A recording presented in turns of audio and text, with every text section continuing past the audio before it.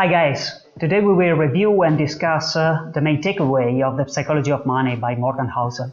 This video is part of the Value Investor library series, where we discuss the books that shape the career of great value investor and which we think should be part of every investor personal library.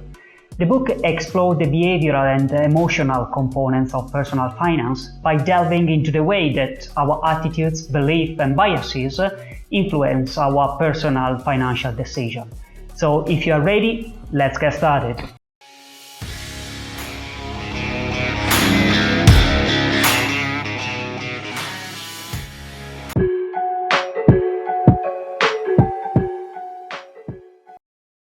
will see things you won't believe in your lifetime, and securities markets. And the country will do very well over time, but you will see these huge waves. And if you can stay objective throughout that, if you can detach yourself temperamentally from the crowd, you get very rich. And you won't have to be very bright. I mean, I'm sure you are, but it doesn't take brains; it takes temperament. Housel emphasizes that financial success is less about being a financial expert or a Wall Street banker, and more about understanding and managing one's behavior.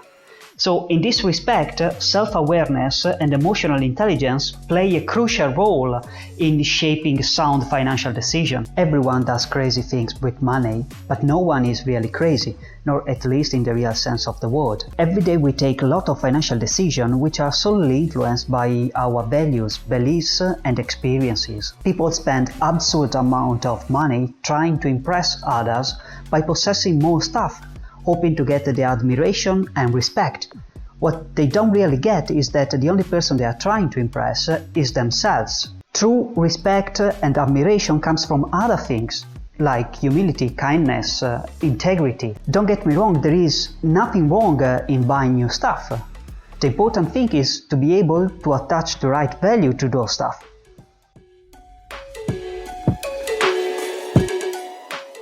When I was born, I was wired in a certain way. It works wonderfully in a big capitalist society. It wouldn't work so well if I'd been someplace where they devalued physical, ability or whatever it may be. But I get paid off enormously. No great credit to me. I mean, I just was lucky at birth, and it's nice to give me a fair amount of the benefit from that. But I shouldn't delude myself into thinking I'm some superior individual because of that. I mean, The unexpected and materialization of tail event plays a crucial role in everyone's life. In this respect, Fooled by Randomness is another great book by Nassim Taleb. Housel highlights how risk and luck are intertwined in financial decisions. Everyone can be lucky every now and then, but giving credit for one's achievement to his or her own efforts and trying to emulate means completely disregarding the role that luck plays in everyone's life, while having a perfect recipe for a failure. So, in the end, is the book suggesting that we should be hopeless? No, by no means. While we can't control luck, we surely can better manage risk. We can be more prepared for the unexpected, assess different scenarios, and in particular, avoid unnecessary speculation.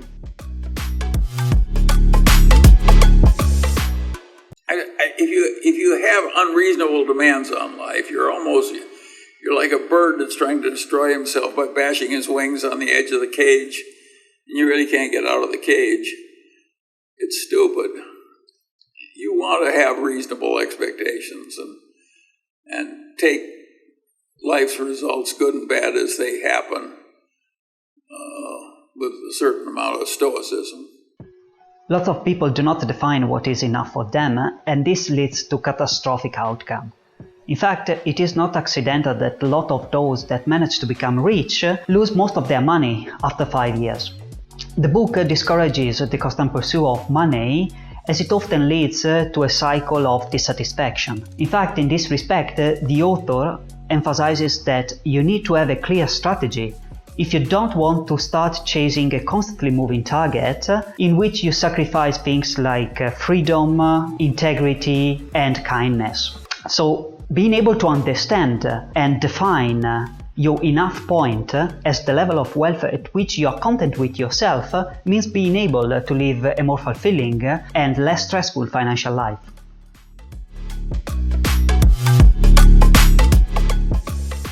Say you could save $10,000 at 22, and you can earn a 10% return on that money between now and the time you retire. What would you have in 43 years? The answer is you put aside $10,000, you don't save another penny, and you invested it and you earn 10% of your money each year, you'd have $600,000 in year 43. And the reason for that is, well, in year one, your $10,000 would become 11. In year two, your $11,000 would grow by 10%. And so you'd be earning interest not just on your original principal, but you'd earn interest on the interest you'd earned in the previous year. And that compounding effect allows money to grow in an almost exponential fashion. Saving and investing as soon as possible is the only rule you need to master in order to achieve financial freedom. Also, patiently investing over time can deliver absurd return, and the power of compounding can be really a game changer. So now you might wonder, but if it is so easy, why do most of the people never do that? This is because when it comes to keep track of the passage of time, this is where most individuals fail. And you can easily see that by noticing how many people tend to prioritize the short term over the long term and still fail in achieving their own goals.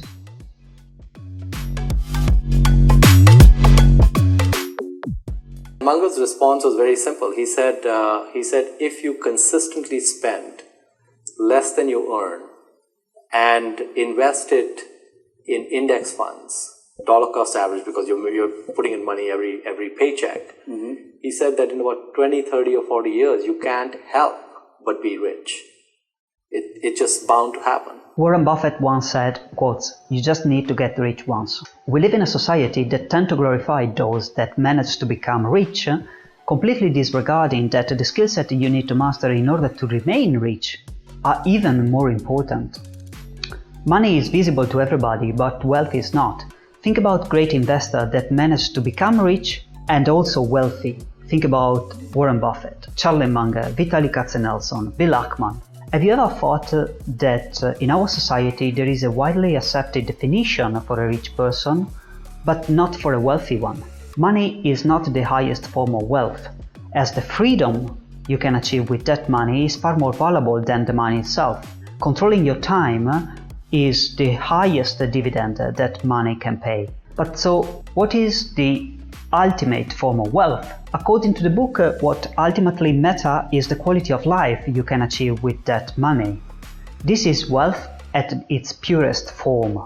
According to the author, in the end, accumulating wealth is primarily about preserving financial stability, while letting the compounding effect do the magic. The book is really a great compass that shares valuable lessons on achieving financial success by understanding and managing our own psychological tendencies.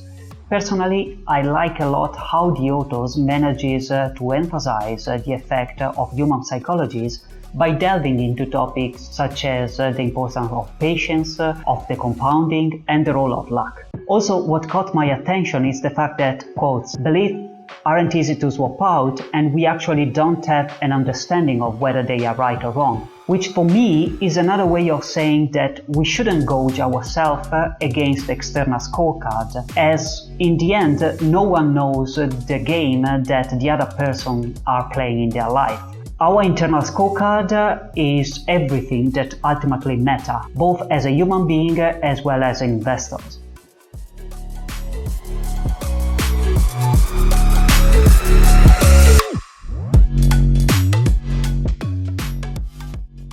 Well, that's it for this time. If you enjoyed the video and are interested in the Value Investor Library, then don't forget to give it a thumbs up and subscribe to the channel. Also, if some of the books I mentioned trigger your attention, you can find the relevant links in the description below. So, many thanks for watching and hope to see you next time.